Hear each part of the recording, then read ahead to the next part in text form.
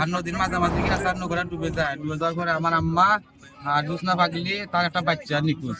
ইতিমধ্যে নদীর মাঝখানে গিয়ে নৌকা ডুবে যায়। নৌকা ডুবিতে 3 জন নিখোঁজ এবং 4 জন মানুষ সাঁতারিয়া উঠতে সক্ষম হয়। আমার আম্মা, আমার ওয়াইফ আর একটা পাগলি তার দুটা বাচ্চা নিয়ে সাথে ছিল। আর নদীর মাঝামাঝি গিয়ে আসার নৌকাটা ডুবে যায়, ডুবে যাওয়ার পরে আমার আম্মা আর জোসনা পাগলি তার একটা বাচ্চা নিখোঁজ। আমরা আজকে 9:30 সময় খবর পাই যে আজমপুর ঘাটে ফেরিঘাটে একটি নৌকা ডুবিছে। তাৎক্ষণিক আমরা স্টেশন থেকে মুভ করি আজমঘাট ফেরিঘাটে।